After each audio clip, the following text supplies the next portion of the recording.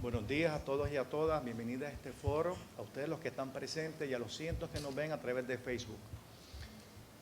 Pues continúa el verano de Puerto Rico 2019 y continúa porque esto realmente no ha terminado, tal y como sugiere el título de este foro. Se busca gobernador o gobernadora porque el día de hoy no existe certeza qué va a pasar mañana a las 5, específicamente quién va a ser gobernador o gobernadora de Puerto Rico mañana a las 5 de la tarde. Por segunda vez en menos de 2 semanas, esta facultad crea un espacio, crea un foro para discutir estos eventos tan históricos en Puerto Rico, porque tienen que ser discutidos. Nos sentimos muy orgullosos de que nuestra comunidad universitaria y nuestros amigos siempre digan presente para auxiliar e ilustrar al país sobre estos eventos de tanta trascendencia para Puerto Rico y para el resto del mundo, porque hemos sido noticia de manera positiva para el resto del mundo. Y como parte de este saludo o embocadura de lo que van a estar haciendo los compañeros y amigos esta mañana, fíjense que este título realmente es tan pertinente para lo que está pasando hoy y lo que va a pasar mañana.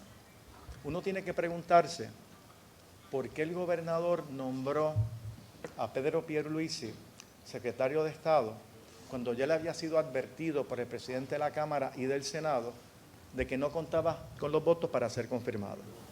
Yo creo que esa es una pregunta fundamental que imagino que ustedes discutirán de una parte o de otra. Porque fíjense que esa actuación unilateral, como tiene derecho el gobernador, ha propiciado varias teorías interesantísimas. Por ejemplo, quizás piensa que Pierluisi, por su presencia, por las cosas, por su experiencia, va a lograr lo que nadie espera, que haya un cambio en esos legisladores que ya habían expresado que no iban a votar por él y que de momento resulte confirmado. Por otro lado, si es rechazado, ¿qué efecto tendrá eso? ¿Podría proveerles una excusa al gobernador para posponer su renuncia 1 semana, 2 semanas en lo que puede nombrar a un secretario a la gobernación que sea confirmable por la Cámara y el Senado? O por otro lado, ese rechazo de Pierluisi va a propiciar una cierta legitimidad para que entonces la Secretaría de Justicia, que hay personas que han expresado su malestar, muchas personas con que ella asuma la posición, pero una cosa es que, bueno, se nombró a Pierluisi, fue rechazado, yo no intereso a la posición, pero me veo obligada a cumplir con mi obligación constitucional y legal de entonces asumir este reto. Claro, podría decir, de aquí a 1 o 2 semanas nombro a un secretario de Estado, renuncio y esa persona que sea confirmada podría ostentar el cargo de gobernación. Pero también surgen otras preocupaciones, ¿verdad? Y digo esto como embocadura para ustedes. Se ha hablado mucho de la Ley 7 de 1952, no la Ley 7 de Fortuño, esta otra ley previa, donde se enmendó en el 2005 para plantear que el secretario de Estado, aunque no haya sido confirmado, en caso de que haya una vacante al cargo de gobernador, podría ostentar la gobernación.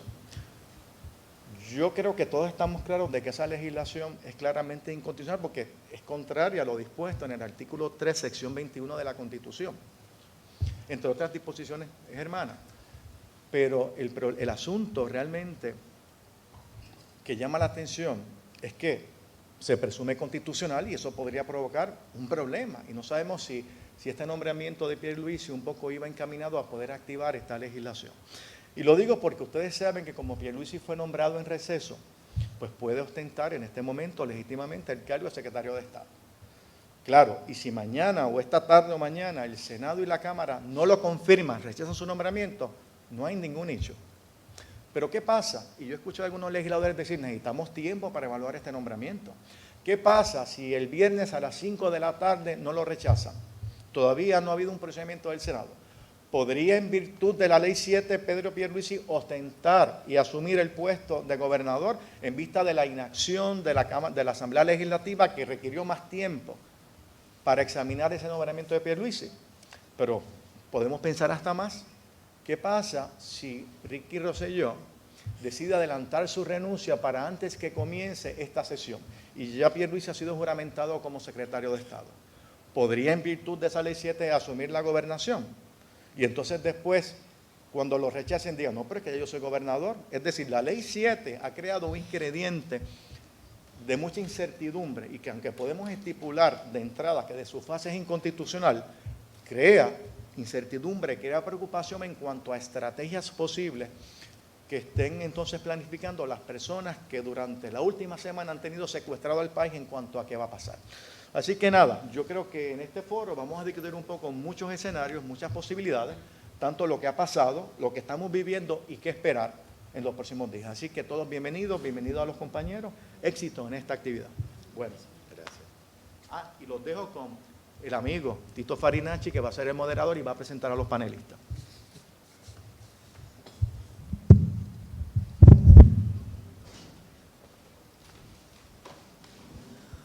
Bueno, pues buenos días a todos y a todas. Bienvenidos y bienvenidas. Mi nombre es Jorge Farinacci Fernó, soy catedrático auxiliar en esta facultad y tengo el placer de moderar esta segunda edición de estos foros que hemos estado realizando producto de los eventos recientes. El primer foro que llevamos a cabo lo hicimos cuando no sabíamos si iba a haber una renuncia o no. ¿Qué diferencia hacen 10 días y qué pasará para el de aquí al foro número 3? En donde qué próximos asuntos tendremos que lidiar. Es un compromiso que ha asumido la Facultad de Derecho de la Universidad Interamericana, tanto institucionalmente como a nivel de sus profesores y profesoras, que han estado bastante activos en la discusión para orientar lo más posible a nuestro país en estos momentos de tanta incertidumbre. Particularmente ante la velocidad de los eventos sociales, políticos y jurídicos que hemos vivido. No creo que estemos tan acostumbrados a que los eventos políticos y jurídicos sean tan rápidos y tan secuenciales con esa velocidad. Es posible que todo lo que discutamos aquí hoy en 5 minutos ya esté anacrónico y tengamos que hacer, seguir actualizándolo, pero de eso se trata, porque estos eventos sin duda tienen unas serias implicaciones jurídicas que generan dos retos. Uno, estar constantemente intentando explicar al país qué está ocurriendo y cuáles son la interacción entre los eventos y las normas jurídicas, pero también asuntos que son novedosos. O sea, muchas de las cosas que están pasando ahora en Puerto Rico eran sujetos de preguntas hiperbólicas de exámenes final. ¿Puede un gobernante autoperdonarse? ¿Qué pasa si el avión con el gabinete se cae? Preguntas que todos hacíamos en exámenes finales para, ¿sabes? Estas cosas imposibles, simplemente para ver cómo pensaban nuestros estudiantes al contestar un examen, y ahora da la casualidad que todas se han convertido en controversias reales que conlleva intentar buscar respuestas. Hoy estamos para intentar analizar tanto una perspectiva jurídica, económica, comunicativa, mediática, etcétera, del pasado reciente, porque esto suena que fue hace un mes, pero es todavía un pasado increíblemente reciente, un presente dinámico de que cambia minuto a minuto a minuto. Hay que estar pendiente a los teléfonos en cada momento para ver qué es el último twist de esta versión boricua de Designated Survivor / House of Cards. Y un futuro incierto que tenemos que como país resolver e identificar.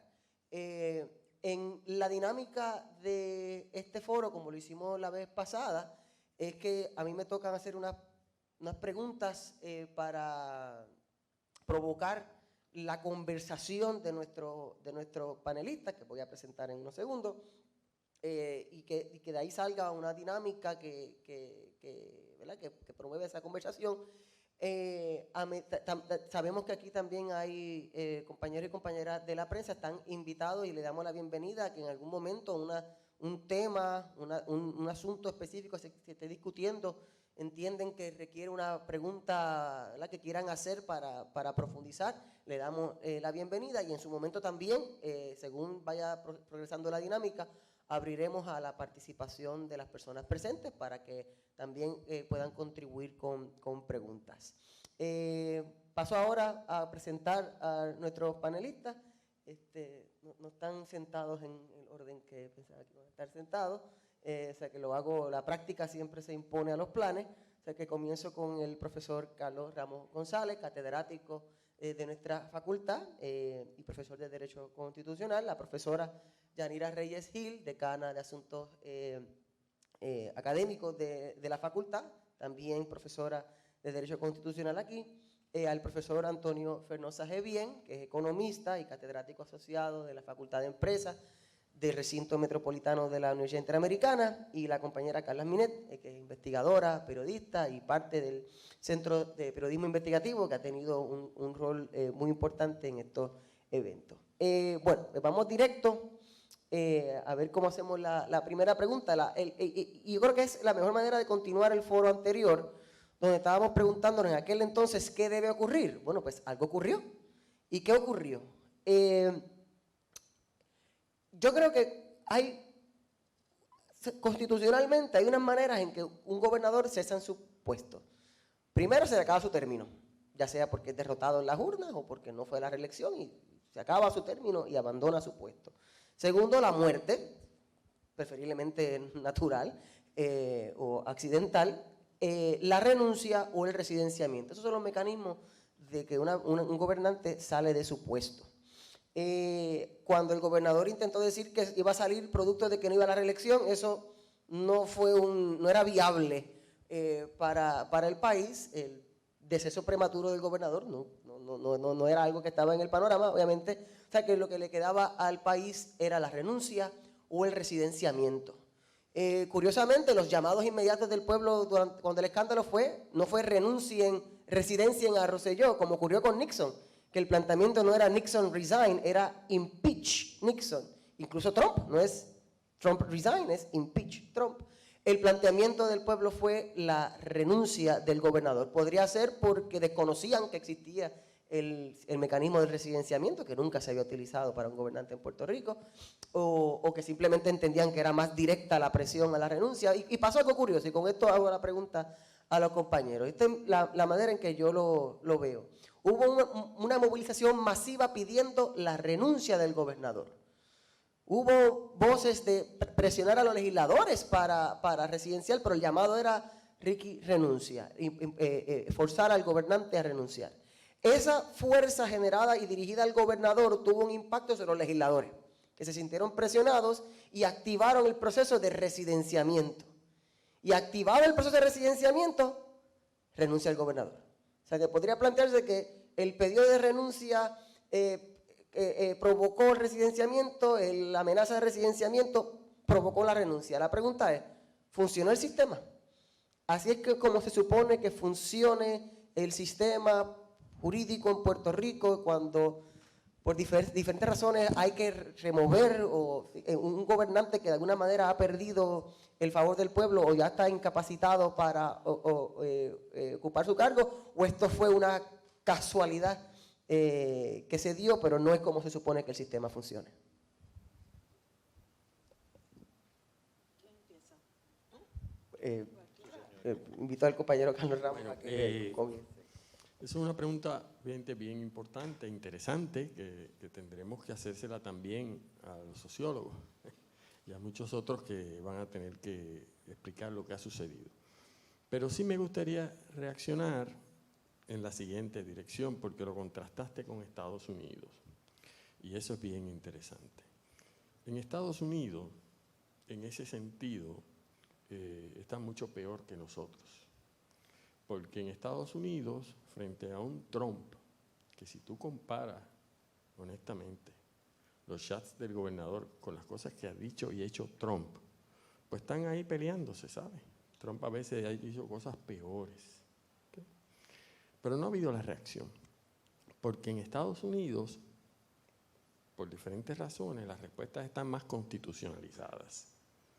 El pueblo, que hay una parte importante que es bien ignorante de su constitución, por las experiencias históricas que ha tenido Nixon, con Clinton, pues el término residenciamiento constitucionalizado, eso es lo que tienen en su cabeza. Y no se hubieran planteado otra cosa. Esa es la primera razón. Mientras que en Puerto Rico, en ese sentido no estamos tan constitucionalizados y en ese sentido es bueno. No porque no sea bueno haber recurrido a la Constitución inicialmente, sino porque permitió la generación espontánea de lo que vimos en los últimos días. Y yo creo que es positivo lo que hemos visto, porque en última instancia las leyes y las constituciones se deben nutrir de eso y no al revés. La segunda razón yo creo que va en el orden sociológico. Hace mucho tiempo, de las primeras lecciones que yo aprendí en Ciencias Sociales en la Universidad de Puerto Rico en mi primer año, fue un profesor de antropología, Antonio Lauria Perricelli, que había hecho un trabajo muy conocido en Estados Unidos y Puerto Rico sobre el significado de las palabras y los conceptos respeto y dignidad en la cultura puertorriqueña. Esa fue su tesis. Y él concluyó que lo que es respeto y lo que es dignidad en la cultura puertorriqueña ciertamente no tiene paralelo con los Estados Unidos. Tiene algunos paralelos con el resto de América Latina. ¿Por qué digo esto? Porque los chats, que han sido la válvula de todo esto, en lo esencial, fueron una afrenta al respeto y a la dignidad colectiva del país. Y cuando tú le tocas la dignidad y el respeto al colectivo puertorriqueño, bueno, parece que es lo que acabamos de ver. Esa es mi reacción a tu interesante comentario. Yo creo que eso no es una pregunta que podamos contestar desde el derecho, pero sí podemos contestar desde la observación. En mi caso, desde la participación antes de que, por ejemplo, el Colegio de Abogados y Abogadas hiciera el informe sobre residenciamiento y después. Antes, me parece que en la mente de la gente el proceso de residenciamiento no estaba como un recurso disponible. Me parece que la exigencia era directa hacia el gobernador sin intermediarios. Y después de hacer el informe, que empezamos entonces en el país a hablar más sobre el residenciamiento, aún después había un sentido de desconfianza de que los legisladores y las legisladoras en efecto se fueran en contra del partido y asumieran una responsabilidad constitucional con respecto a la destitución del gobernador. Y yo creo que eso tiene que ver con, uno, la desconfianza en las instituciones y con pensar de que todos los políticos son iguales y que el partido va a ir por encima del país. Y otra, porque el proceso de residenciamiento requería un análisis de delito. Y en el caso de, yo vi un cambio de la forma en que estábamos exigiendo la renuncia del gobernador. Al principio había una indignación por la corrupción, un poco, pero también una indignación por la falta de respeto. Por la falta de respeto a las mujeres, por la falta de respeto a otros gobernantes, por la falta de respeto a los muertos de María. Y no había necesariamente un análisis de que se había cometido delito. Es posterior a los análisis que se hicieron del chat que empezamos a hablar de posibles comisiones de delito. Pero aún así, mi impresión es, y eso es una opinión que hago a partir de lo que observé durante ese proceso y mi participación en el mismo, es que el asunto iba más allá de la comisión de delitos y el proceso de residenciamiento requería que se analizara si había comisión de delitos. Es que el gobernador ya no tenía el respeto ni la legitimidad política y que la gente ya no creía en él y que la gente estaba indignada. Y por eso me parece que hay que hacer ese análisis de la pregunta que haces en dos niveles. Uno es en parte en términos de qué es lo que la gente busca cuando se tira a la calle a pedir la renuncia del gobernador, y otra, la confianza que tiene o la desconfianza que tiene el pueblo con las instituciones. Y me parece que todavía permea eso, todavía tenemos una visión de que los legisladores en el proceso que estamos ahora tampoco van a hacer el trabajo que tienen que hacer, una evaluación completa de la persona que pueda ser candidato a gobernador. Y eso también permea, entonces, si no es a través del mecanismo del secretario de Estado, ¿quién se queda? ¿no? Entonces está la discusión de que la persona que se quede, si vamos a la línea sucesoral, son secretarios de gabinete que tampoco pasaron por la evaluación real, una evaluación completa, exhaustiva de sus cualificaciones. Estábamos hablando de que son personas que fueron confirmadas de manera fast track, así que también entonces hay un problema en cuanto a la confianza que hay en los procedimientos que existen constitucionalmente. Yo quiero seguir algo para ver si la compañera puede intervenir, porque yo creo que el profesor Carlos Ramos dijo algo interesante. En Estados Unidos, después de la experiencia de Nixon y de Clinton, el primer instinto es impeach.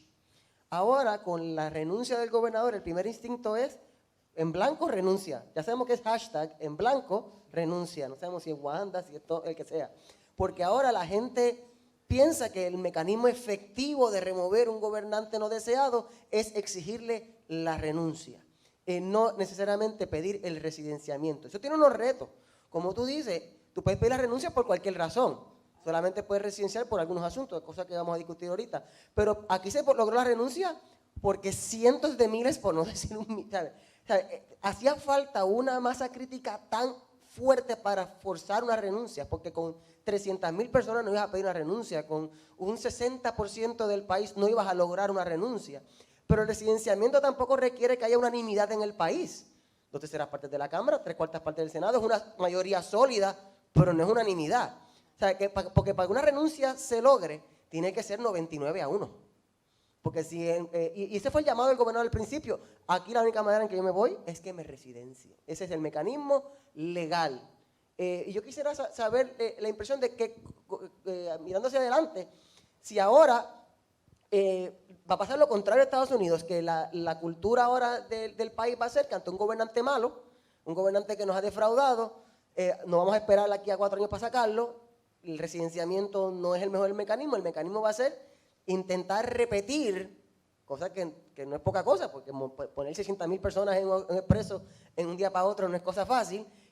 ¿Cuál sería la implicación para eso? Porque por un lado es un poder del pueblo pedir la renuncia, pero por otro lado, ¿y si no se logra? ¿Y si la próxima marcha van 100,000 nada más? Significa que entonces ese es el estándar para sacar un gobernador que 99% del país está a favor de sacarlo.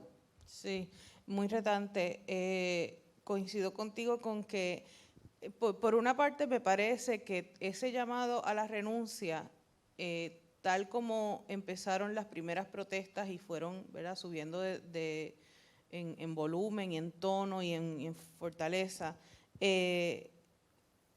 fueron manifestaciones bien sentidas, bien emocionales y bien desde la sociedad civil no organizada en gran medida, aunque sí, por supuesto, hubo unas organizaciones protagonistas, pero en términos generales, pues había mucha juventud, como ya sabemos, mucha gente que no está acostumbrada a participar de los procesos políticos y de los movimientos sociales.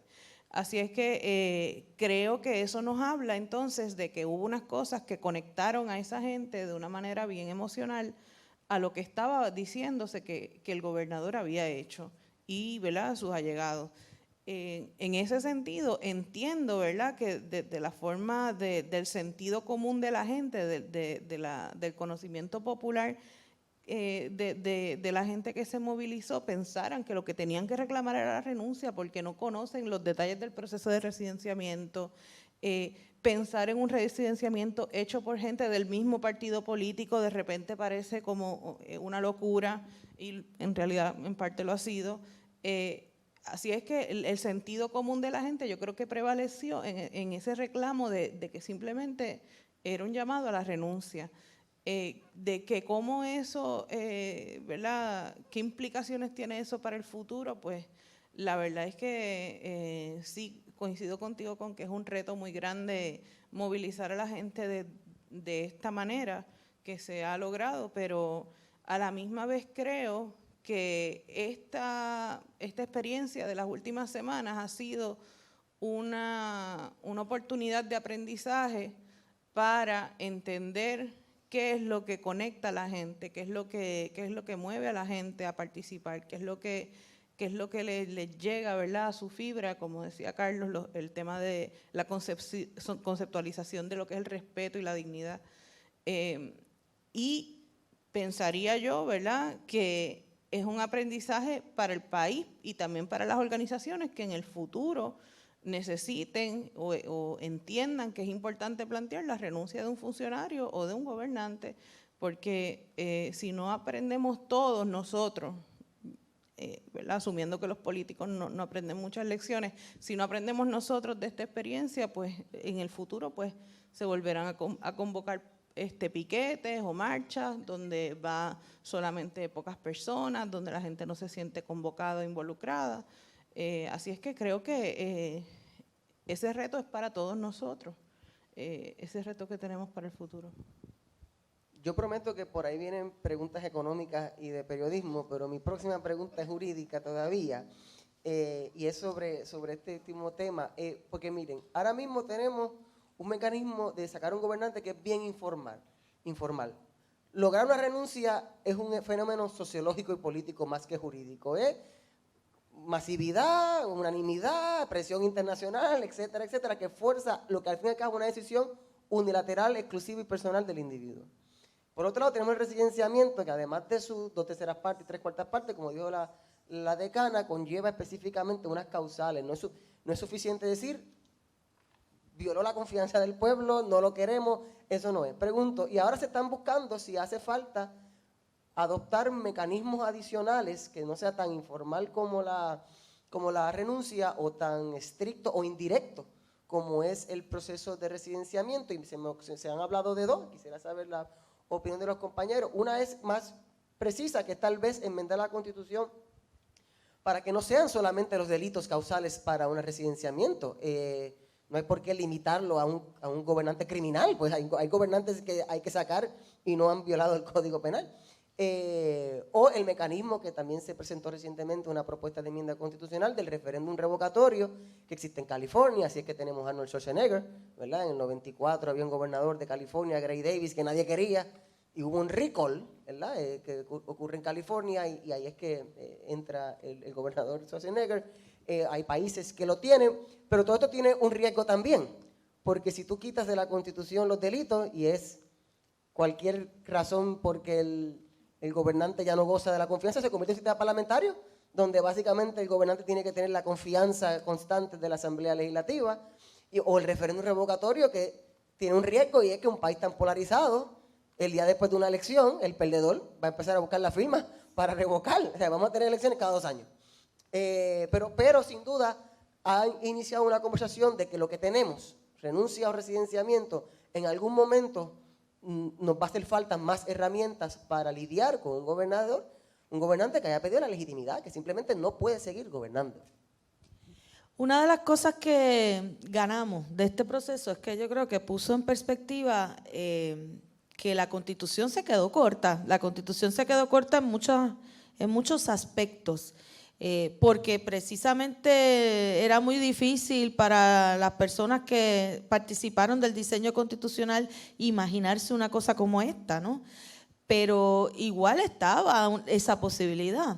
Así que es importante que podamos aprovechar la oportunidad para hablar de las cosas que le hacen falta a la Constitución y las cosas que necesitamos incorporar en ella para garantizar la participación del pueblo, mayor participación del pueblo.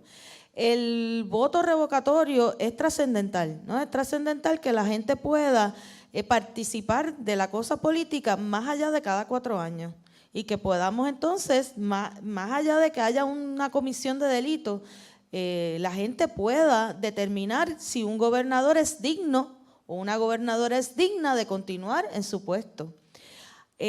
Por otro lado, hay otros mecanismos también para garantizar que esa persona que está en el poder tenga en realidad la mayoría de la gente, que otro de los asuntos que hay que considerar es que los gobernantes sean elegidos por un 50% o más, o que hayan segunda ronda, o que se permitan alianzas, o que se permitan otras cosas. O sea, hay otras cosas que hay que considerar en el proceso de selección, no solamente de destitución, sino que hay que considerar cosas en el proceso de selección.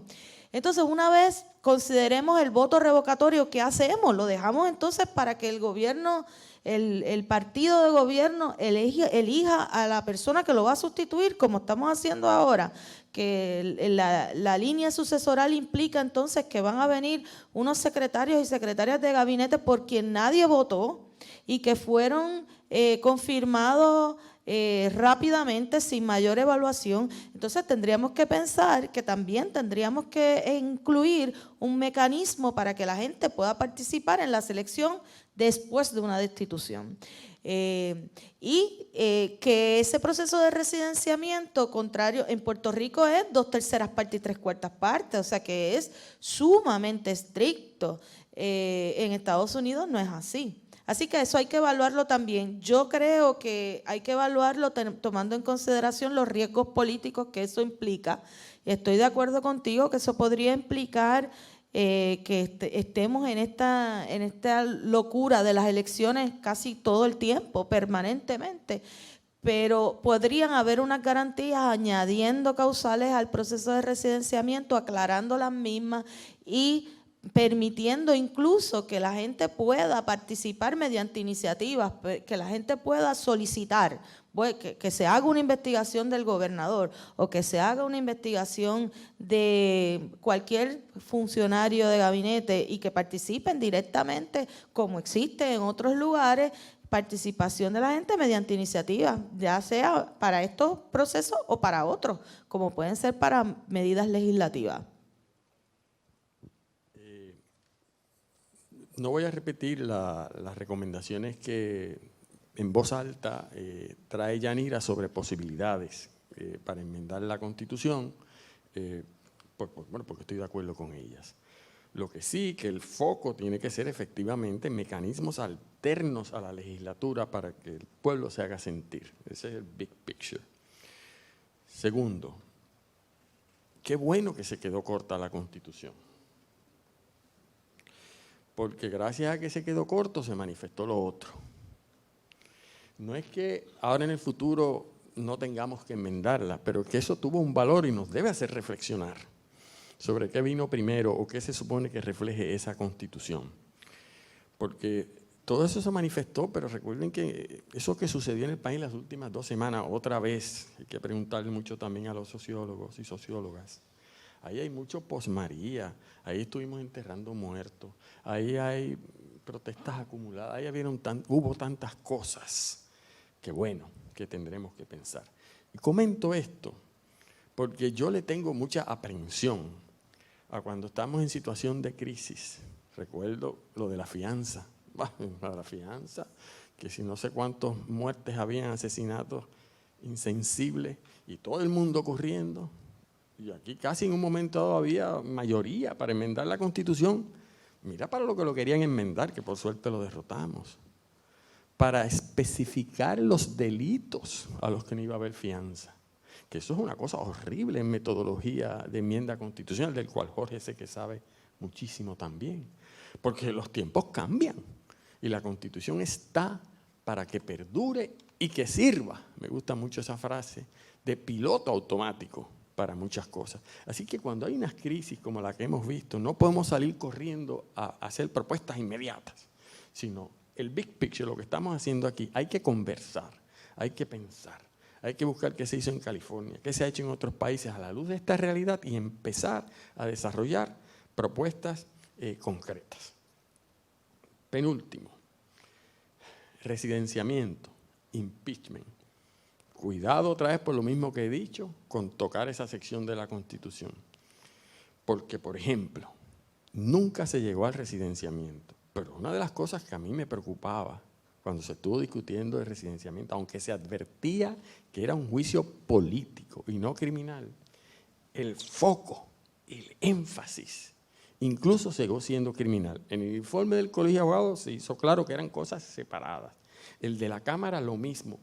Pero al momento de aplicar la lógica, parecían que estaban en el tribunal. Y por ejemplo, nada más que para darles un ejemplo, en la nación norteamericana, el Tribunal Supremo de los Estados Unidos, en la década de los 90, que nunca se discutió aquí, hay un caso importantísimo que se casa, que se llama Edward Nixon versus US. No es Nixon US, es Edward Nixon versus US. Y ese caso tiene que ver con un juez federal que en Estados Unidos, como único los pueden destituir es por residenciamiento. Y ese es el único caso que yo conozco que el Tribunal Supremo de Estados Unidos ha hablado algo sobre lo que es residenciamiento. Y si algo está claro en ese caso, es primero que la interpretación de lo que significa pasar juicio en el Senado, o lo que puede o no hacer la Cámara, o lo que es o no es un delito, es de las cámaras. Y eso significa que había enorme flexibilidad al momento de calibrar si lo que había en esos chats era un delito o no. Es verdad que en la formulación de cargo tenían que asemejarse a un delito, pero si no se asemejaban a un delito, y el abogado del gobernador o la abogada del gobernador se convencía que ahí no había tipificado ni siquiera un delito. Les voy a dar un ejemplo. La Constitución nuestra habla del delito de traición, que ni siquiera está en nuestro Código Penal. Entonces, si al gobernador se le acusaba de traición, ¿qué iba a decir? Eso no está en el Código, me han enviado del due process. Y asumiendo que lo dijese, ¿a dónde va a ir?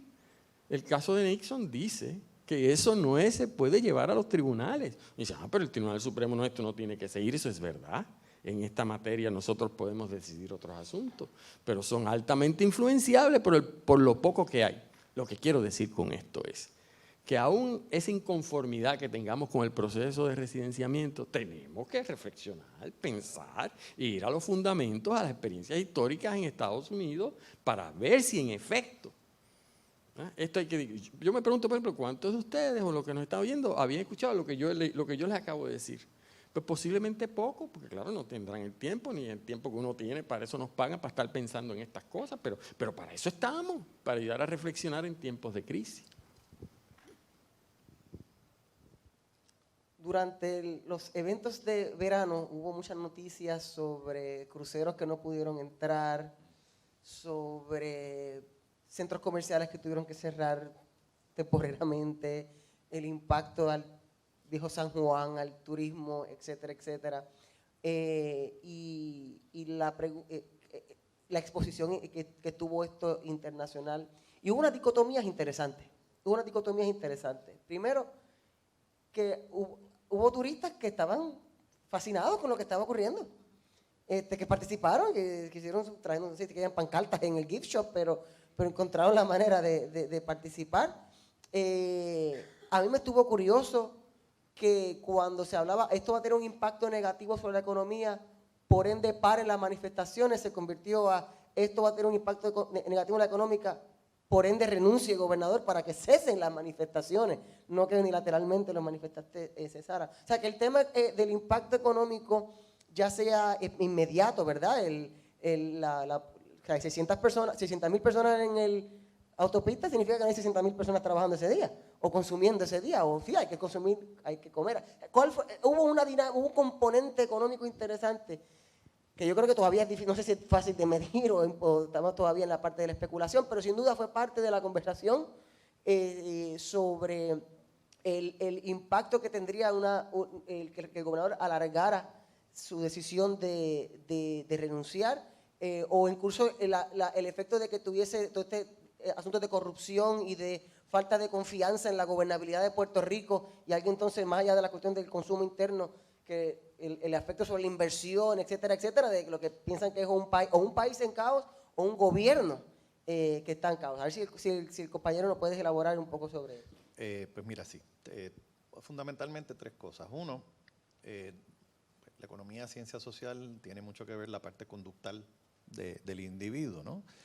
El hecho de haber una paralización del Expreso, de la Milla de Oro, de los ciertos espacios, no necesariamente implica que se cancele del todo la actividad económica y la productividad, porque hay unos trabajadores que pueden trabajar remoto, se puede hacer la transacción, se puede mudar geográficamente de una sucursal a otra sucursal, y sobre todo ante la expectativa de un posible cierre del Expreso, de un posible cierre o acceso limitado a una área geográfica, se puede adelantar el consumo de lo que se vaya a hacer.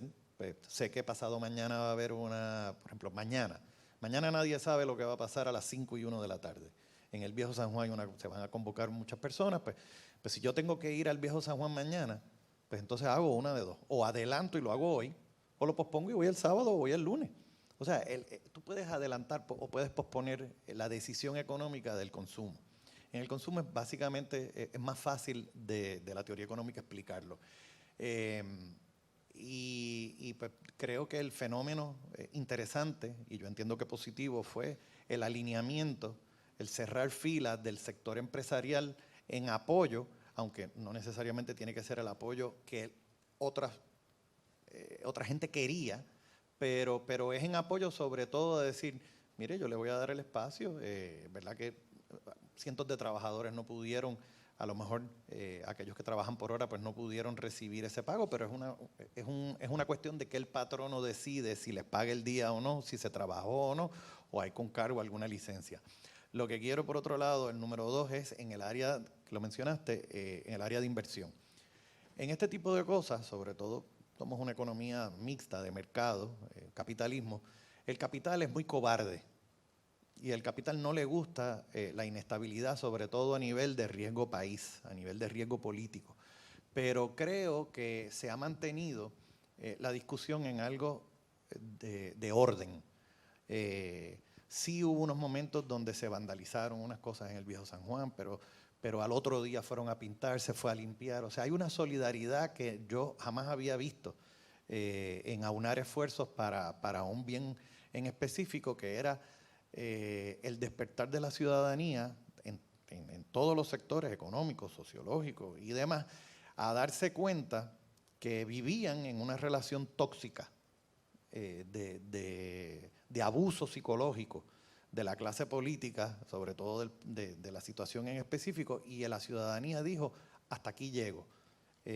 Yo puedo estar en una relación de esta forma, pero yo me quiero más a mí, así que me salgo. Y creo que fue una excelente oportunidad de la ciudadanía de decir, vamos a hacer esto, vamos a protestar, te queremos fuera, vamos directamente, porque ni siquiera le tenemos confianza a la clase política, así que nos fuimos por encima, que probablemente sociológicamente hablando habría que ver si eso es una justificación para entonces no pedir el residenciamiento, sino ir directo y decirle, es que ni confiamos en las instituciones ni en la Asamblea Legislativa, así que vamos directamente. Y la credibilidad de las instituciones, si es que queda algo, ¿no? Pero el pueblo ha legitimizado su función en términos económicos, porque si puede ser en el momento, en el corto plazo, en el plazo inmediato, pues sí, puede que haya 3 cruceros que no hayan llegado. Lo importante yo creo que aquí es no necesariamente que el crucero no haya llegado, habría que ver si las líneas de cruceros que dijeron que no venían, si es un evento puntual, o si dijeron, es que ya no vamos a venir hasta tanto y en cuanto pase X, Y, Z.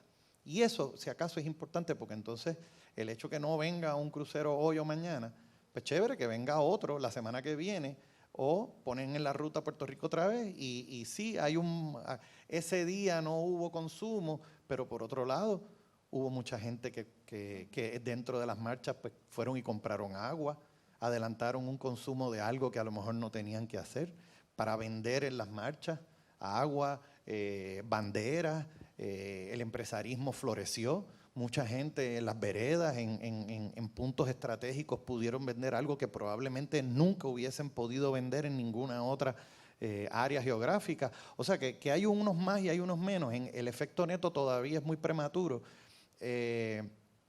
Y en el caso específico de la inversión, y con esto termino, vuelvo, el inversionista tipo, el capital es muy cobarde, no le gusta la inestabilidad.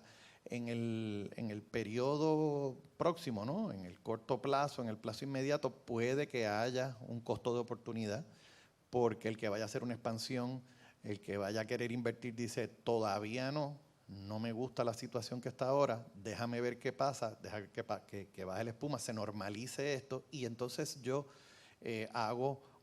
reevalúo si en realidad quiero ver cuando ya yo sepa qué es lo que va a pasar. Pero que ya haya algo que uno pueda decir, nos costó tanto, caramba, yo creo que es muy prematuro. Y creo que si un inversionista estaba dispuesto, o en términos de la inversión foránea directa, hay espacio para que cuando esto vuelva a su nivel, esas oportunidades pues, resurjan. De hecho, yo creo que esto es hasta positivo en el mediano plazo y en el largo plazo, porque el inversionista en última instancia lo que quiere es que haya cierta garantía, que no hay corrupción, que haya transparencia, que haya unos mecanismos bien establecidos de rendición de cuentas. Y creo que estas manifestaciones del mes de julio van en pro del clima de inversión y económico, porque es el pueblo diciendo, es que la corrupción nos cuesta a nosotros, porque entonces tenemos que erradicar todo este tipo de cosas precisamente para que haya un mejor clima de inversión y mejores y más caudal venga a Puerto Rico. Pero es una cuestión coyuntural y hay que esperar entonces que la ansiedad no nos coma. En unos procesos como estos es como decir, no tomes decisiones trascendentales en una situación que es muy inmediata. O sea, vamos a tomarnos un momento, vamos a ver qué pasa y entonces tomamos la decisión.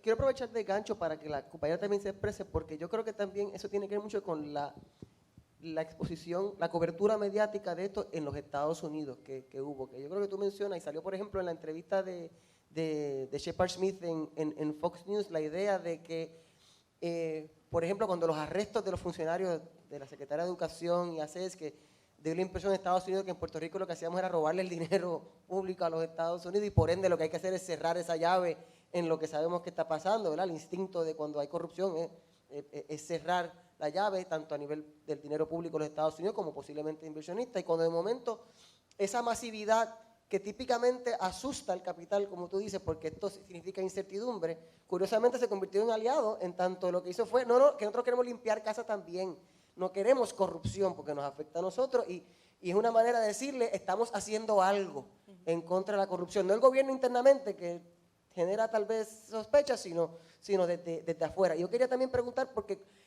Puerto Rico, cuando yo voy a la página de internet BBC, no salimos ni bajo US ni bajo World, nunca salimos. Es una invisibilización de lo que pasa en Puerto Rico, a menos que sea algo enorme. Hay una marcha de 500 personas en Portugal y sale, aquí hay 5.000 y no sale. Sin embargo, aquí la cobertura mediática internacional y en los Estados Unidos fue impresionante. Fuimos primera noticia en CNN constantemente, en Fox News, en New York Times. Todo, en verdad que fue algo muy impresionante. Quisiera saber cuál es su opinión sobre esa cobertura, el impacto que tuvo, porque fue parte de la presión. Yo creo que incluso tal vez el gobernador, cuando fue a esa entrevista de Fox News, pensaba que Fox News iba a ser positivo para él, y yo creo que es posiblemente de las peores entrevistas que yo he visto. Pero quería también ver si podíamos explorar esa. Sí, bueno, yo creo que aquí después del huracán María, ¿verdad? Se generó una especie de por lo menos de reconocimiento de que Puerto Rico existe. Y creo que toda la cobertura que siguió al huracán María en gran parte estableció algún conocimiento básico, muy básico, de qué es Puerto Rico, dónde estamos, el tema de nuestra relación con Estados Unidos, cómo había estado todo ese proceso de respuesta a la emergencia mediatizado por esa relación colonial, política, la crisis económica. O sea, se establecieron unos puntos muy básicos de contexto sobre Puerto Rico que creo que en cierta medida fueron una zapata para la cobertura que hemos tenido ahora. Muchos de los periodistas que vinieron después del huracán son los mismos que estuvieron enviando a cubrir ahora en este nuevo contexto. Así que, pues, digamos que ha sido como, ¿verdad?, un efecto incremental en términos de la mirada de esos medios hacia Puerto Rico. Por otra parte, creo que se le dio en un punto, y creo que tuvo que ver con la masividad de la convocatoria del Expreso, se le dio una perspectiva en los medios, no solamente de Estados Unidos, sino más bien en los internacionales, de que Puerto Rico de repente era un case study sobre cómo armar una revuelta o una revolución, ¿verdad? Todos estos conceptos que ahora se debaten para sacar un gobernante en 2 semanas, ¿verdad? Y esta era como, fue como la frase que capturó la imaginación de los medios internacionales, medios argentinos, en fin, de todas partes del mundo. Así que definitivamente, de repente Puerto Rico de nuevo está en el ojo público, todavía están llegando y están llamando medios internacionales que están, bien sea porque vienen a Puerto Rico, porque están haciendo historias en la distancia. Y sí, creo que esto es una nueva oportunidad para profundizar en esos medios sobre qué es lo que pasa en Puerto Rico, cuáles son nuestros problemas, más allá de Ricardo Rosselló. Y creo que ha sido una buena oportunidad para dar ese contexto. Aunque a veces la simplificación, la sobresimplificación de lo que pasa en Puerto Rico en esos medios, pues también es muy terrible, pero nos da oportunidades también, nos da oportunidades para ser críticos. En las redes sociales pues se generan debates también interesantes y creo que sin lugar a dudas es un momento, desde la perspectiva económica, desde la perspectiva de los derechos humanos, desde muchos frentes, para aprovechar este momento y hablar de temas de Puerto Rico en la prensa internacional.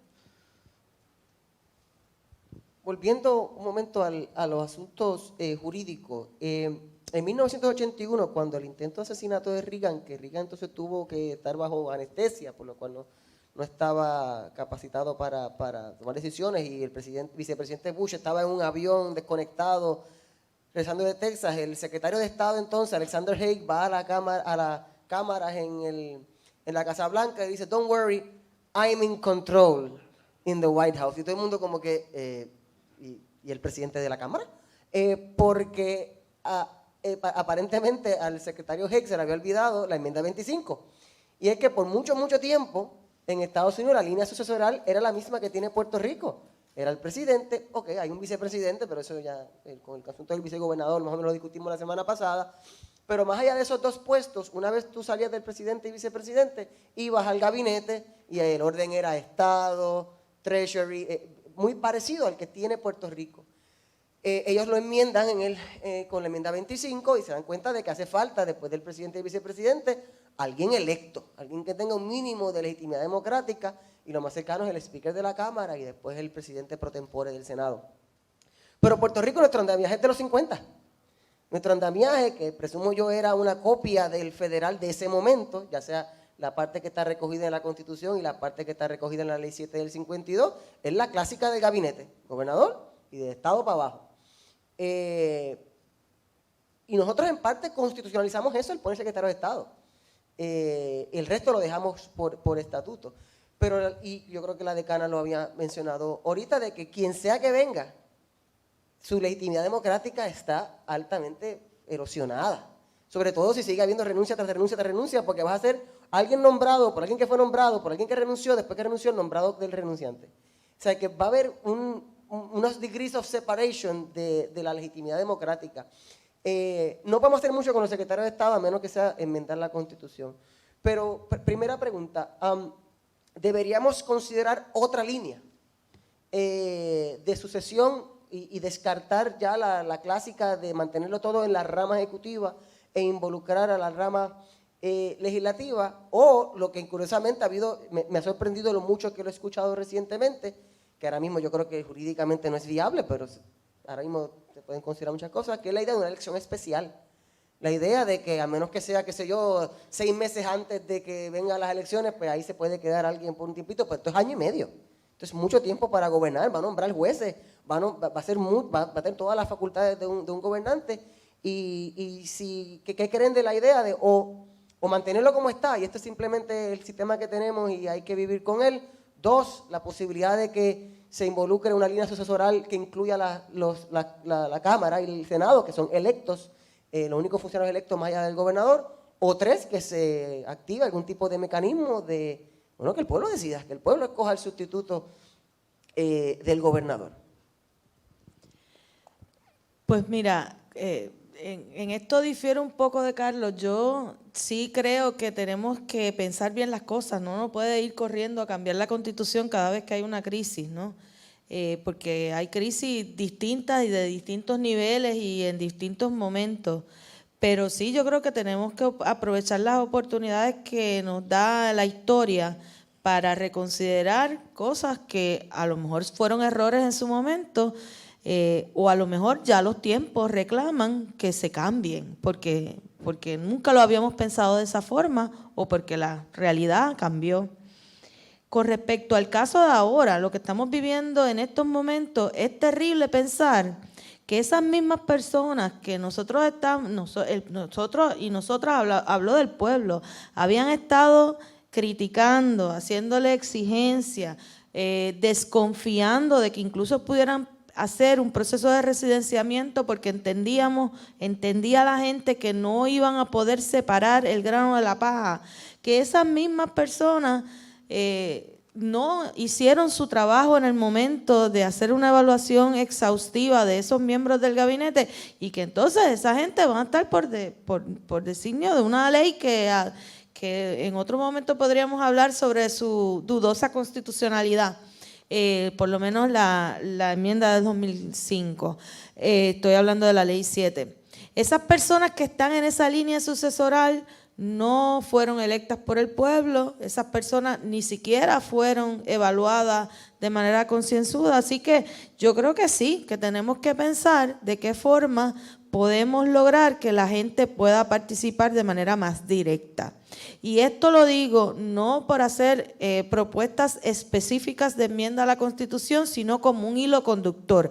A mí me parece que tenemos que mirar la Constitución nuevamente precisamente con ese hilo conductor. ¿De qué forma logramos una participación más directa del pueblo en diferentes instancias?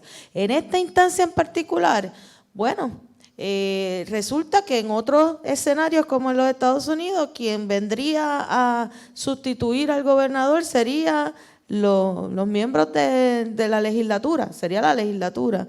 Y la Constitución de Puerto Rico provee para una instancia en la cual es la legislatura quien elige al próximo gobernador en la primera sesión. Esto estamos hablando de que el gobernador lo eligen en un noviembre y antes de tomar posesión lo matan o se muere o lo destituyen. Y en esa instancia, y eso lo vimos cocinándose cuando Aníbal Acevedo Vilá y el caso de los Pivazos, y por eso Rosselló padre trata de entrar al Senado, no debemos olvidar que eso ya estas movidas vienen como en la familia, ¿verdad? Entra el Senado para poder lograr, él creía que no iban a confirmar a Aníbal Acevedo Vilá y que iba a poder nombrarse gobernador por la cocina.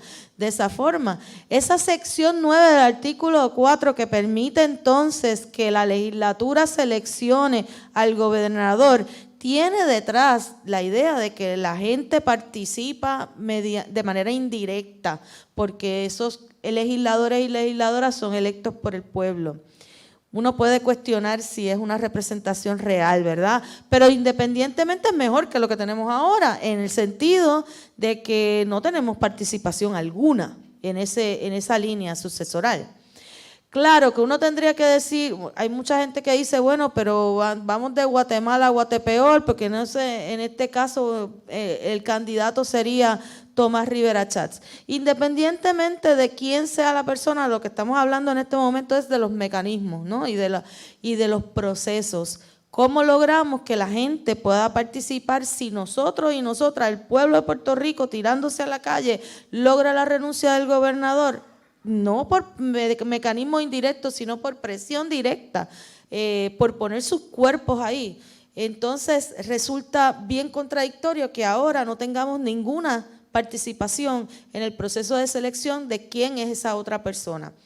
Otra instancia en la cual la Constitución se nos queda corta. ¿Por qué? Porque entonces no podemos, cuando hablamos de la gente está hablando de una elección especial, no hay nada en la Constitución que provea, no lo prohíbe, yo no digo, pienso yo, pero no hay nada que provea para una elección especial del gobernador, contradictorio porque sí hay posibilidad de elecciones especiales en casos de otros funcionarios de menor nivel.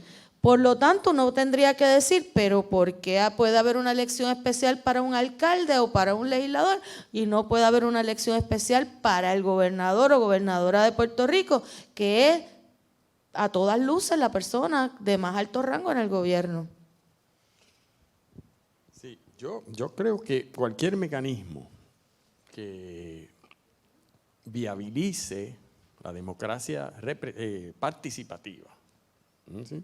No la que estamos acostumbrados a de elegir cada 4 años, pues lo tenemos que estudiar y analizar con detenimiento. A mí la idea de una elección especial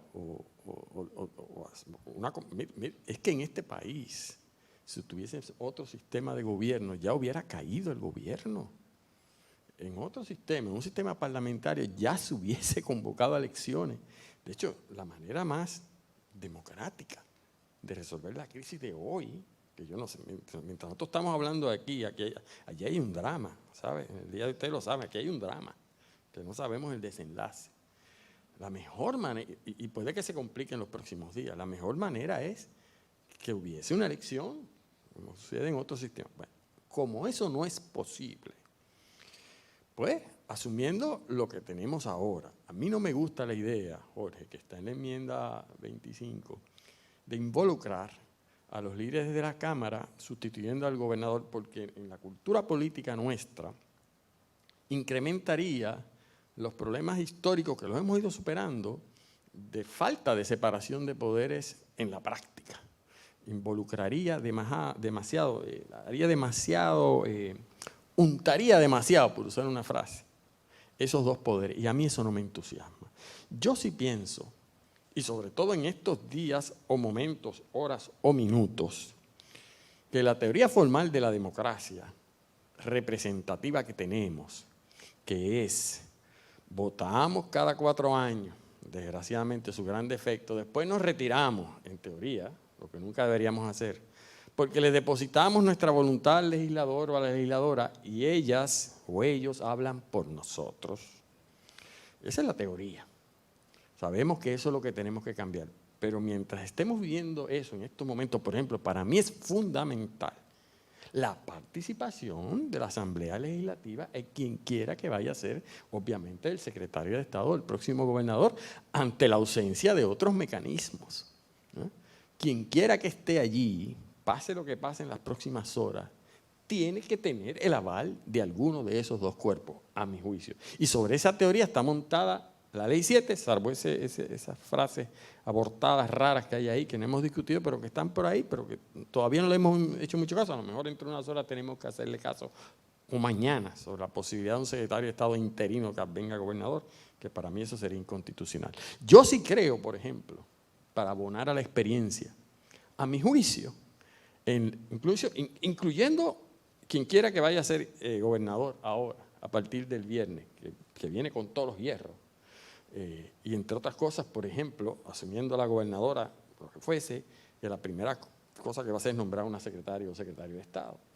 Ciertamente para las próximas elecciones en este país, yo pienso que ya nadie que es juzgado en el gabinete lo va a ver con los ojos de antes de esta experiencia.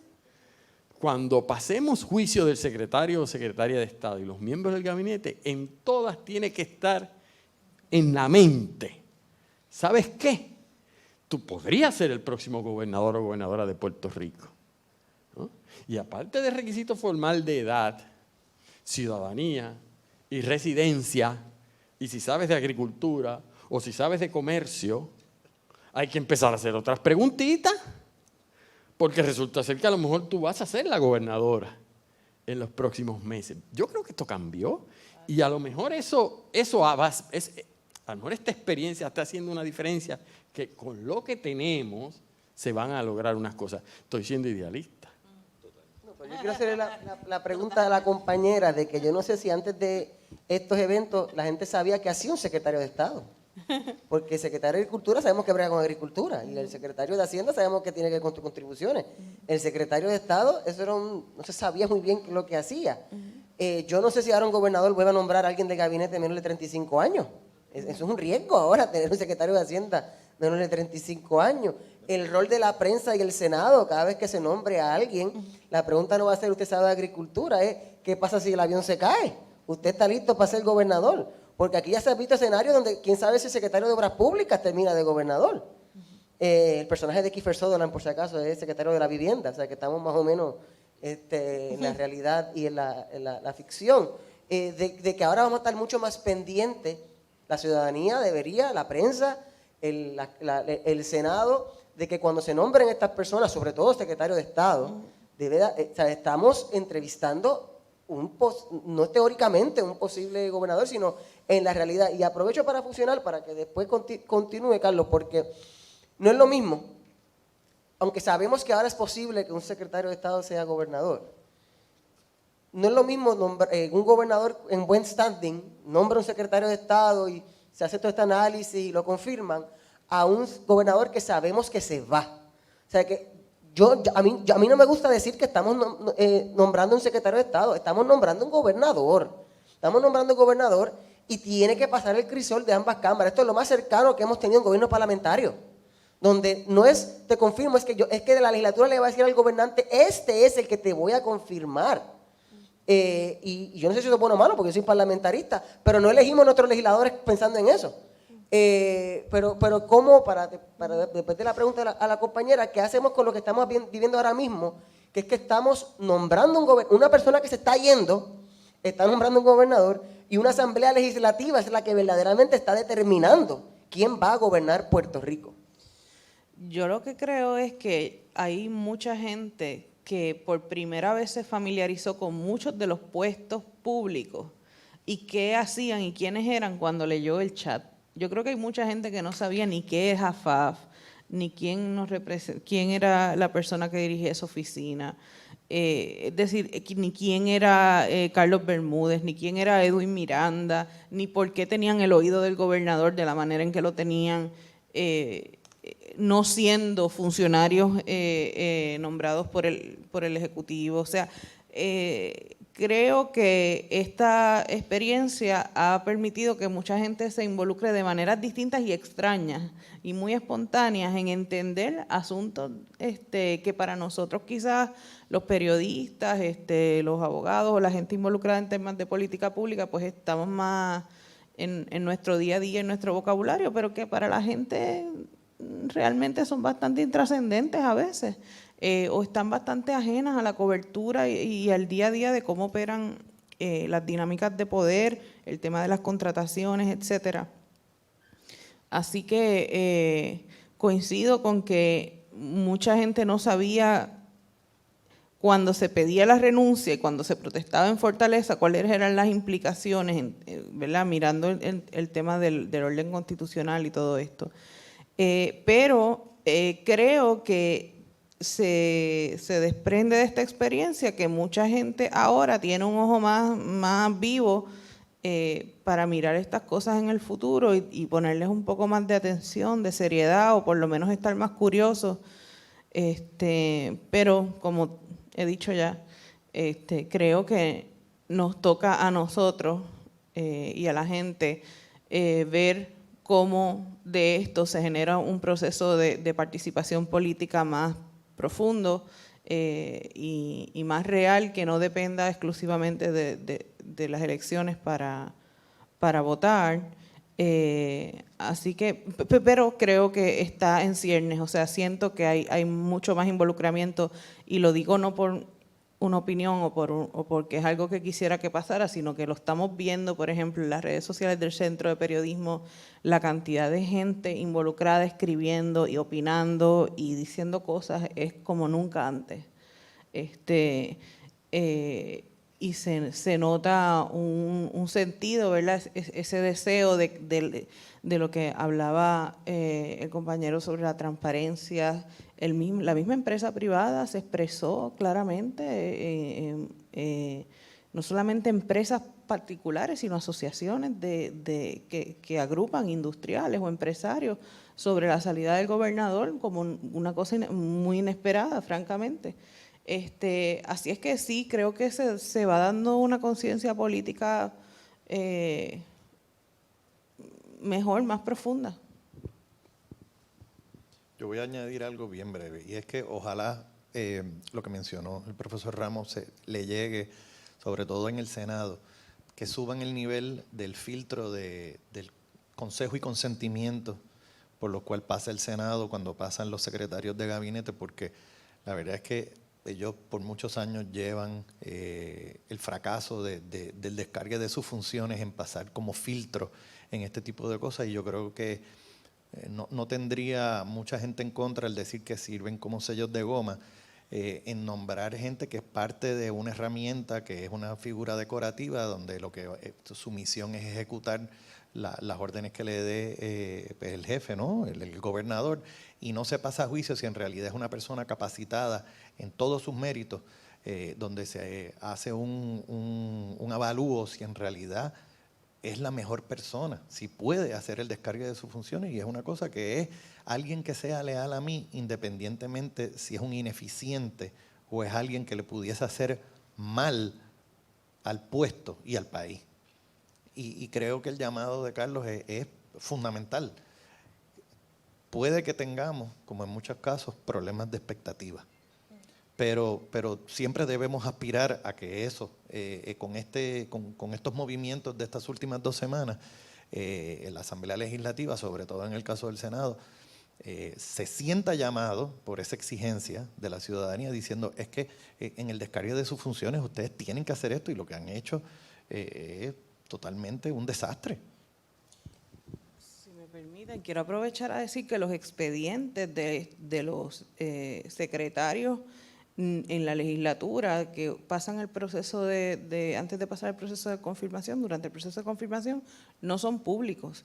Lo que nos dan es el informe final, pero el expediente completo que nos permitiría examinar a mayor profundidad la trayectoria de estas personas y la evaluación que se hace allí de sus méritos y de su trayectoria no está disponible a la ciudadanía. Es un tema de información pública que tenemos que... Amplío el alcance, no es solamente el Senado, porque hay muchos que van directo en términos de las corporaciones públicas a la Junta de Directores, y aquí se nos olvida la debida responsabilidad de fiducia que hay en muchas de estas cosas, como por ejemplo puede ser AFAF, que es una corporación pública, no tiene que pasar, creo que el director ejecutivo de AFAF no tiene que pasar por el Consejo y Consentimiento, director ejecutivo de Energía Eléctrica, Autoridad para el Financiamiento de la Infraestructura, Banco de Desarrollo Económico. O sea, es que tenemos que buscar a alguien que de verdad sea, alguien que pueda cumplir con esto, y no solamente a alguien que sea una figura decorativa como lo puede ser cualquiera que sea como florero. Si bien queremos aprovechar para invitar al público y a los compañeros de la prensa que hagan las preguntas que quieran, o sea, que los invitamos a que suban al micrófono. Quiero insistir en la pregunta, particularmente a Carlos y Yanira, y es que el reto que nos dio el decano al principio. Miren, tenemos 3 escenarios que tienen sus problemas y sus beneficios. O sea, por un lado, el orden jurídico normal sería que Wanda Vázquez es gobernadora de Puerto Rico, ¿verdad? Esa idea de que alguien que se está yendo antes de irse nombre su propio sustituto suena raro, suena raro. Si tú vas a renunciar, vete y viene el próximo. Y seguiría Wanda Vázquez, secretaria de Justicia, y tenemos que bregar con eso. Desventaja, ¿quién es Wanda Vázquez? ¿Quién eligió a Wanda Vázquez? ¿De dónde salió? O sea, un serio problema de legitimidad democrática. Ok, escenario número 2. El gobernador nombra a su secretario de Estado. Es alguien que, ¿verdad? Él es el gobernador, él fue electo, aunque se está yendo. Es su función nombrar a un secretario de Estado precisamente para en caso de que él se vaya. Y pues él acaba de nombrar a un secretario de Estado. Pero gente, él se va. ¿Qué hace alguien que se está yendo diciéndonos quién se queda? Entonces, pues vamos a la tercera opción, que la legislatura escoja el sistema parlamentario, que los representantes del pueblo, no una persona, aunque no todos senadores son iguales, y dicen, este es el que va, porque nosotros seguimos teniendo legitimidad democrática, porque el gobernador se va, Wanda Vázquez no fue electa, nosotros fuimos electos. O sea que el próximo gobernante, de alguna manera, tiene que tener el aval nuestro. Entonces tenemos ahora mismo ese triángulo entre la posición del Ejecutivo, que es Pierluisi, y la posición del default jurídico, que es Wanda Vázquez, y la posición de la Asamblea Legislativa, de que quien único queda legitimado en Puerto Rico para escoger un gobernante son ellos. Y la idea de que la legislatura le imponga un nombre al Ejecutivo, eso sí que destruye la separación de poderes, porque cualquiera que venga, cualquier gobernante que venga, va a venir bien humilde frente a la Asamblea Legislativa, si la Asamblea Legislativa es el que lo puso ahí. Quería saber esa situación que tenemos ahora mismo, igual que Puerto Rico tuvo hace 500 años 3 gobernadores, el de Colón, el de Ponce, entre las Cortes y el de los Reyes. Ahora tenemos posiblemente 3 contrincantes, que es el del orden sucesoral de la Secretaría de Justicia, el nombramiento del gobernador y secretario de Estado, o que la Asamblea Legislativa logre imponer un candidato. Y mientras los compañeros contesten, invitamos nuevamente a que aprovechen y hagan las preguntas que quieran. Si estás preguntando la necesidad de que, por ejemplo, tengamos un mecanismo de elecciones especiales o elecciones anticipadas, ya me expresé sobre eso. Ahora, si vamos a tratar de analizar el momento actual, los diferentes escenarios, los próximos minutos o horas. En los próximos minutos, el gobernador hizo lo que la Constitución hace tiempo le ha dicho que tiene que haber hecho. Tenía una vacante, lo sabes, de principios de julio. El secretario de Estado había dicho que era renuncia efectiva el 31, la adelantó. Su deber era nombrar con premura una secretaria o secretario de Estado, porque estaba nombrando su gobernador o gobernadora. Y por lo menos ese nombramiento iba a tener Cámara y Senado, que es lo más cerca que tenemos en nuestra Constitución, a llamar o conocer la voluntad del pueblo. Así la democracia representativa. Y a propósito, todos los parlamentos del mundo reciben la crítica que los nuestros, ¿sabe? De eso podemos hablar en otro momento, en mayor o menor magnitud. Escenario 1 lo hizo, tarde, pero lo hizo. Pues allí está, y sabremos próximamente qué va a pasar. Si hoy, o mañana, no sé, antes de las 12, esta mañana escuchaba un representante diciéndome que tenía que ser hoy porque mañana no hay tiempo. Pues, si lo rechaza hoy, la ley dice lo que tiene que pasar mañana. La ley dice que a las 5:01, Wanda Vázquez es la gobernadora de Puerto Rico. Entonces, sí, lo que va a pasar después de Wanda Vázquez, ahorita podemos especular. Segundo escenario, que no necesariamente es el que está en la ley o en la Constitución, pero que se ha especulado y es posible.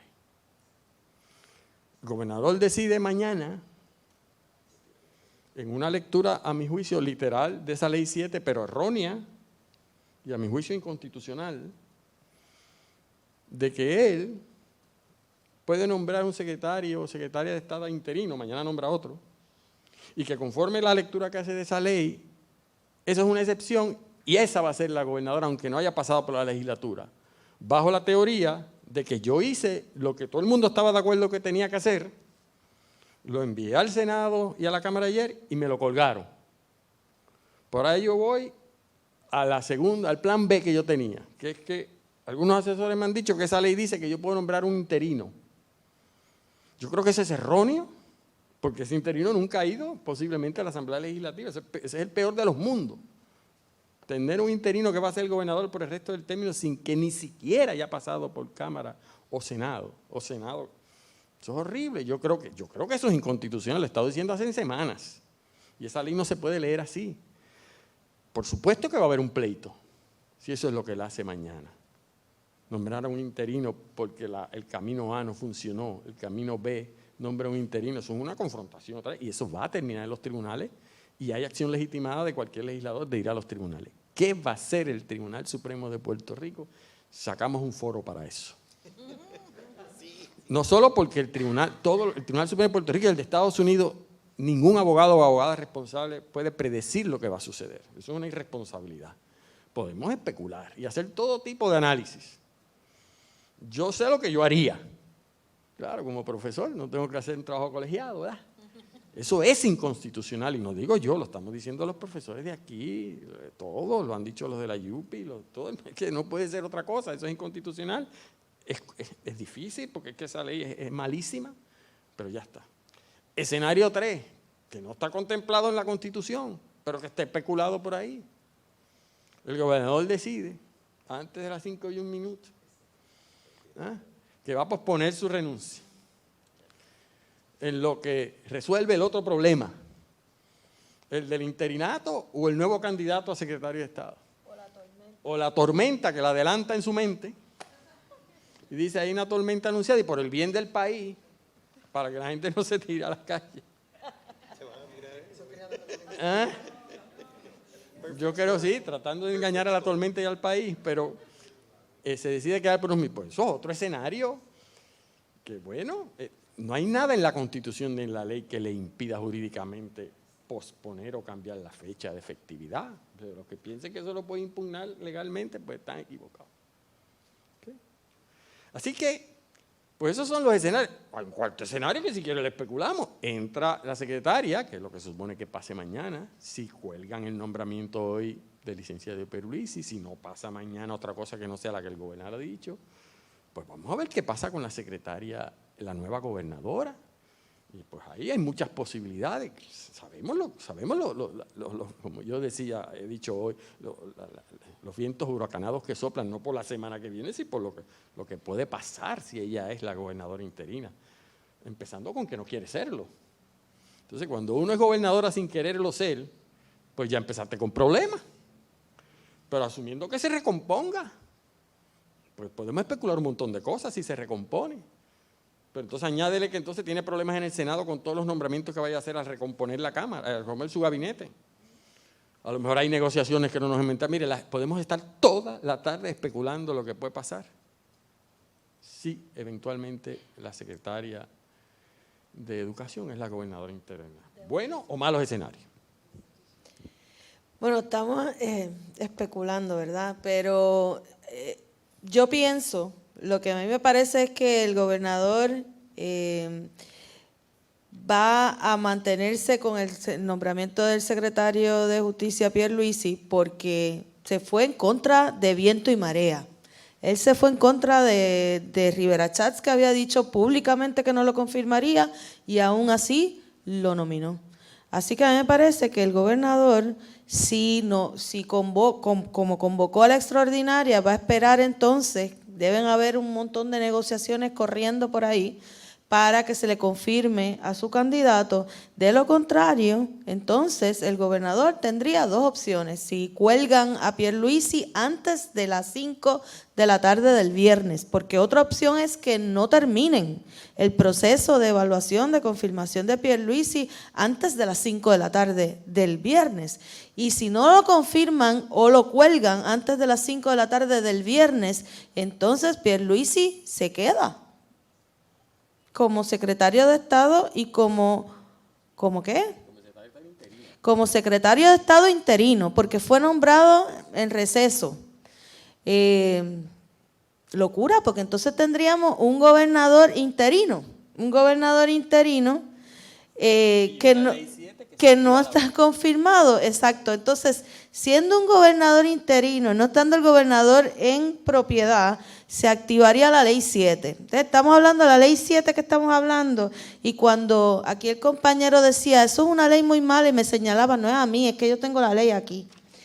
Esta ley que está aquí, que es la enmienda del 2005, es una cosa muy fuerte, porque esta ley que dice en su exposición de motivos que su propósito es aclarar las cualificaciones que deben tener las personas que van a suceder al gobernador. Y habla de la importancia de que todos esos funcionarios cumplan con los requisitos del gobernador, o sea, requisitos de edad, requisitos de ciudadanía, que además sean confirmados por la legislatura. Y dice que eso es razonable porque esa sucesión debe corresponder a funcionarios que ocupen el puesto en propiedad, habiendo sido debidamente ratificados en la legislatura y que cumplan con los requisitos constitucionales de edad y residencia. Y que solamente en el caso de que eso no pase, entonces es que vamos a pasar a una sucesión que no cumpla con los requisitos. Pero en la medida en que sí hay secretarios de gabinete que cumplen con los requisitos, pues no habría que hacerlo. Y que dice directamente que el secretario de Estado debe cumplir con todos esos requisitos. Por extensión, y estoy leyendo directamente la exposición de motivos, es razonable esperar que el funcionario o la funcionaria que vaya a convertirse en gobernador en propiedad con carácter permanente cumpla también con todos los requisitos. Pero entonces después la ley dice que excepto, todos tienen que ser confirmados, excepto el secretario de Estado. Eso es obviamente inconstitucional, es obviamente contrario a la propia ley en su exposición de motivos, pero imaginemos entonces que se agarren de esa interpretación literal de la ley, entonces tendríamos un secretario de Estado interino sin confirmación como gobernador. ¿Hasta cuándo? ¿Hasta cuándo? Porque si no tiene que ser confirmado, pues, y siendo gobernador, no tiene que convocar, no tiene que pasar su nombramiento a la legislatura. Pero es en receso, y si es un nombramiento en receso, es hasta que se levante la próxima sesión ordinaria, que eso es ¿cuándo? ¿Cuándo termina la próxima sesión ordinaria? Van a ser meses. Estaría como gobernador meses. Pues asumiendo... Iría en contra de esta ley, claro, porque por eso es que todas las interpretaciones posibles, excepto el orden sucesoral, son interpretaciones bien, son alargando el chicle, ¿no? Porque de verdad que es bien complicada esas conclusiones. La más sencilla y la única que me parece correcta en derecho es que se active el orden sucesoral si se cuelga Pierluisi. Si se cuelga Pierluisi, entonces Wanda Vázquez es gobernadora a las 5:01 de la tarde del viernes. No necesita confirmación, no necesita ser juramentada, ella va a ser gobernadora. Si ella no quiere ser gobernadora, tiene que renunciar antes de las 5 de la tarde del viernes. Si ella es secretaria de Justicia a las 5 de la tarde del viernes, es gobernadora a las 5:01. Si ella es gobernadora a las 5:01 y renuncia después de las 5:01, entonces vamos a estar sin gobernador y sin secretario de Estado. Porque ella no tendría nombrado un secretario de Estado. Entonces, ¿quién viene? Porque ella tampoco sería secretaria de Justicia, porque ella, cuando es gobernadora, ya no es secretaria de Justicia, no tiene que renunciar al puesto de secretaria de Justicia. Entonces iríamos al secretario de Educación. A menos que Wanda Vázquez en el fin de semana decida, voy a nombrar un secretario de Estado. Si ella nombra un secretario de Estado y lo envía a la legislatura y después renuncia, entonces volvemos a la situación que estamos ahora con Pierluisi. Un profesor hace eso un examen final y va a tener una revuelta de sus estudiantes. Es que yo soy bien creativa en mis exámenes, pero jamás hubiera sido tan maquiavélica para inventarme una cosa tan terrible como esta. No hay respuesta mal. No, ni bien. Hay un issue, sobre todo en la cuestión financiera, económica del país, que todo este tipo de cosas puede cambiar, sobre todo en el caso específico de la representación ante el proceso de reestructuración de la deuda. Porque quien sea entonces, el gobernador pues, obviamente puede nombrar quién es su representante ante la Junta. Y aunque no tiene voto, es un cambio, o pudiese haber un cambio, porque en la relación principal agente puede haber un cambio, entonces nadie sabe qué va a pasar, donde ya hay grupos de bonistas que están pidiendo acceso a otras más cosas del chat, porque entienden que pudo haber habido hasta prevaricación en los planteamientos, en los acuerdos. Nadie dice que el nuevo gobernador o la nueva gobernadora va a honrar los acuerdos que se están trabajando de título, lo que sea, el 3, en el caso de cosas que no se han reestructurado, como el caso de energía eléctrica. O sea, esto todo puede echar por la borda mucho trabajo en términos de horas personas en negociación de reestructuración de la deuda. Y esto es sumamente importante. Hay una pregunta.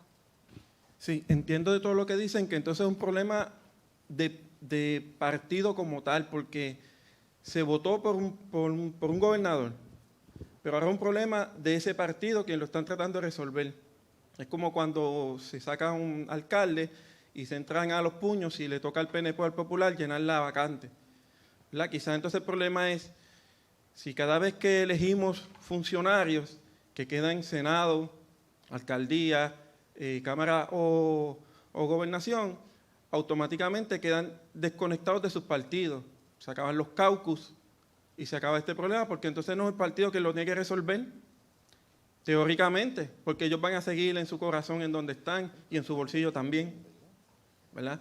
Ahora pregunto, cuando un aspirante a esa misma silla que se quiere llenar, que es de secretario de Estado, es presidente de Senado y establece, yo no voy a filtrar a nadie porque esa plaza es mía, ¿verdad? Ya sabemos que yo veo antiético en eso, y ese es el que quiere ser gobernador.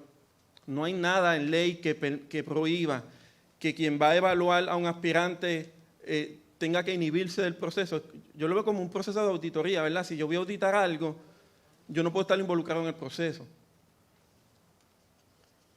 Sí, bueno, has hecho varias preguntas o comentarios. En cuanto al primer problema que has señalado muy bien, con el cual yo estoy de acuerdo, es que en lo esencial, si estamos haciendo estas elucubraciones de qué podría pasar ha sucedido, es porque ha habido un problema político en el país, no un problema constitucional ni jurídico, es político. Porque si los operadores políticos hubieran actuado de otra manera, ya hubieran habido entendidos hace tiempo, pero hay problemas intrapartido, interpartido, intrapartido, y entonces eso no ha funcionado. Así que estoy de acuerdo contigo. En cuanto al tema que planteas, que lo planteaba en esta semana el licenciado Eduardo Villanueva, expresidente del Colegio de Abogados, también sobre que, por ejemplo, el Código de Ética del Senado específicamente dispone, como una violación ética aprobado por ellos, los conflictos de intereses.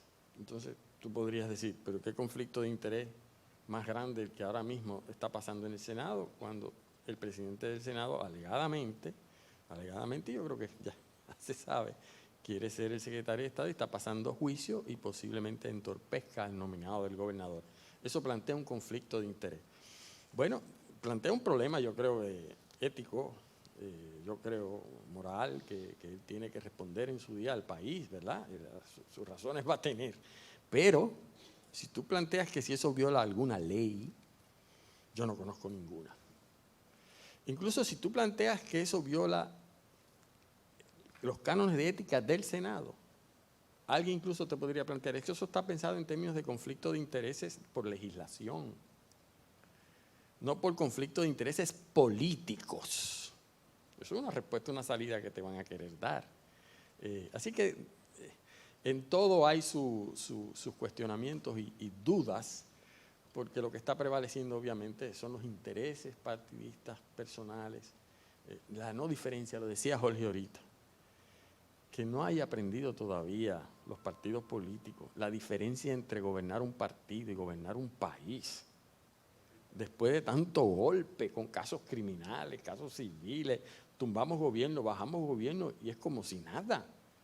Después de la marcha que hubo exigiendo gobernar un país no es gobernar un partido. La diferencia entre partido y pues, es duro, ¿sabes? Una pregunta, no sé si estoy exagerando el alcance, pero posiblemente yo creo que uno de los efectos de todo este proceso es una erosión del poder ejecutivo en Puerto Rico. Primero porque cuando por manifestaciones masivas tú logras forzar una renuncia, como los franceses, una vez tú tumbas un rey, tumbas otro. Y la idea de que ahora el Poder Ejecutivo va a estar constantemente pendiente a cómo están los gobernados en cuanto a su gestión, pero también frente a la legislatura. Porque ahora la legislatura va a ser más exigente al confirmar un secretario de Estado. Incluso posiblemente va a decirle, tú ganaste la elección, pero nombra a mi candidato de secretario de Estado. Porque si algo pasa contigo, va a subir el mío.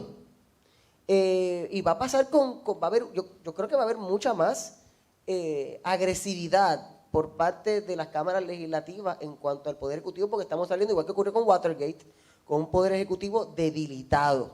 Y Puerto Rico tenía siempre una tradición bastante presidencialista, donde la rama ejecutiva era, sobre todo en términos políticos más que jurídicos, pero era el foco del gobierno. Porque, fíjate, yo estoy tratando de recordar, pero ¿sabe? También va a afectar lo mismo en cuanto al nombramiento de los jueces, por ejemplo, cuando el gobierno compartido, ¿verdad? Que De Castro Font dijo, no se va a confirmar nadie que venga del Ejecutivo. Y ahí se fue un gran acto de poder por parte de la Asamblea Legislativa, decir que no iba a confirmar a nadie, casi quedando en una crisis constitucional si se moría otro juez más y nos vamos a quedar con 3, y la incapacidad de declarar inconstitucional una ley. Obviamente, nuevamente, se parece mucho al sistema parlamentario, donde es el Parlamento el que te dice, Ejecutivo, este es el primer ministro, y es legislativo. Y en otros sistemas eso funciona. Aquí suena un poco, aquí da la impresión de que hay una usurpación, de que hay un power grab, pero en otros sistemas ha funcionado de que el gobernante lo escoge la legislatura. O sea que yo no sé si pensar que aquí el poder ejecutivo que pensábamos hace un mes, que era el poder central, el concepto de proyecto de administración, que eso no existe, el concepto del gobernante como el presidente de la conferencia legislativa, que incluso va por encima de los legisladores, va a haber ahora, yo creo que mayor énfasis o mayor intento sobre todo la rama legislativa, de asumir un rol más protagónico en el país. Tenemos una pregunta acá. Sí. Buenos días. Toda esta discusión y lo que ha estado sucediendo ha traído nuevamente sobre la mesa, aparte de la línea sucesoral que pues debiera seguirse, el cargo de vicegobernador, y también que en estos casos el pueblo tenga una mayor participación y que no sea pues de la forma. Esto evidentemente enmendaría algunos aspectos de la Constitución. ¿Resolvería, a juicio de ustedes, realmente un cargo de vicegobernador, una mayor participación popular, refiriéndome al pueblo? Suponiendo que no he estado en el chat. Claro. Okay, suponiendo que no he estado en el chat. Bueno, el puesto de vicegobernador fue discutido incluso en el proceso de la constituyente de Puerto Rico. El puesto de vicegobernador o vicegobernadora sería importante en el sentido de que también pasaría bajo el escrutinio de la gente en el proceso de elecciones. Si hacemos la comparación, por ejemplo, en Estados Unidos no solamente se evalúa al candidato a presidente por sus propias cualificaciones, sino por la persona que escoge como compañero o compañera de papeleta. Así que yo creo que adelantaría un poco en el proceso democrático que también pudiéramos escoger a esa persona que sucedería al gobernador o a la gobernadora en caso de destitución o en caso de una vacante absoluta. Pero también en cuanto a las funciones, yo pienso que hay que hablar de cuáles son las funciones del secretario de Estado. En muchas ocasiones las funciones del secretario de Estado son protocolarias, son menores, aun cuando podría asumir mayores responsabilidades. En el caso del vicegobernador, si se asume un modelo parecido al modelo de los Estados Unidos, incluso podría tener participación en los procesos legislativos a la medida que presidiría el Senado. Yo creo que es importante que sigamos insistiendo en que hay que buscar formas en que la gente participe más directamente de los procesos políticos, más allá de cada 4 años.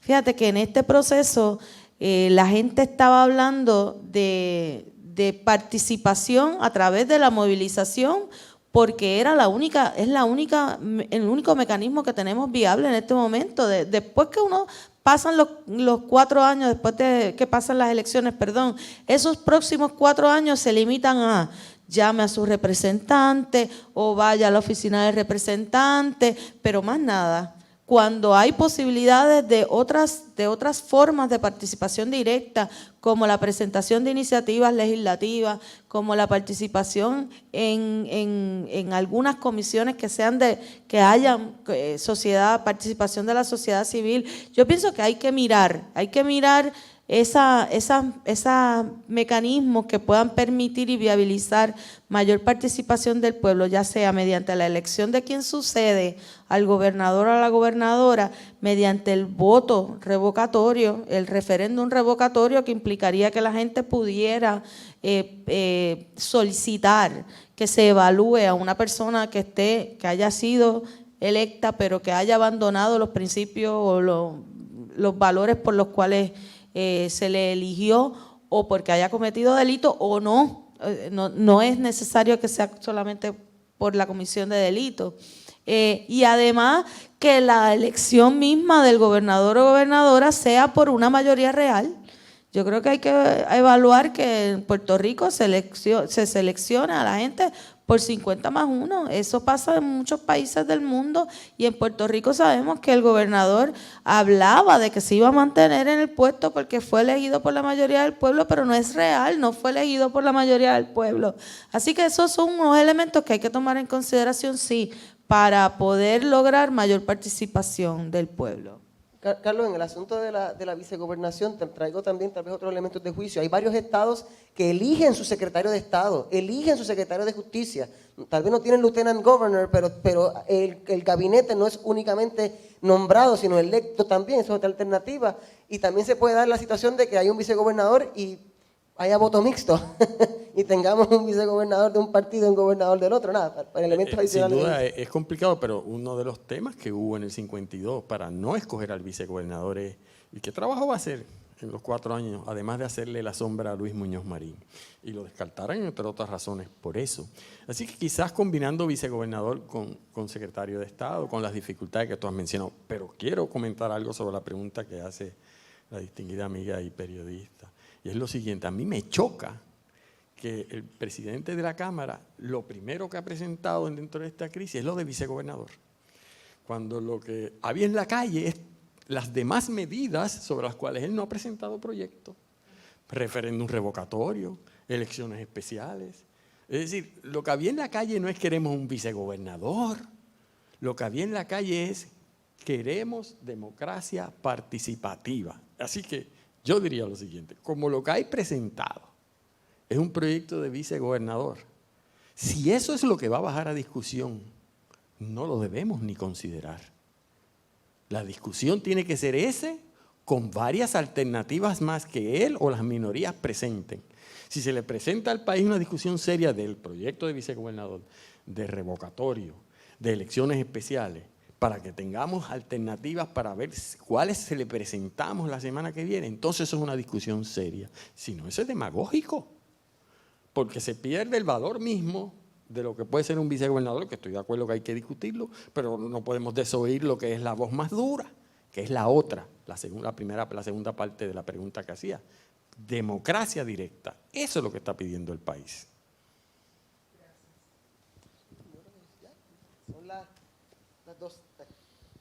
Son las 12:05, significa que no tenemos tiempo para el quiz que le íbamos a presentar de todos los temas discutidos hoy, pero pendiente a todos los acontecimientos y posiblemente a la inevitable e inminente convocatoria de más foros sobre estos temas. Y muchas gracias a nuestros panelistas, muchas gracias al público y continuamos pendiente al proceso. Buenas tardes.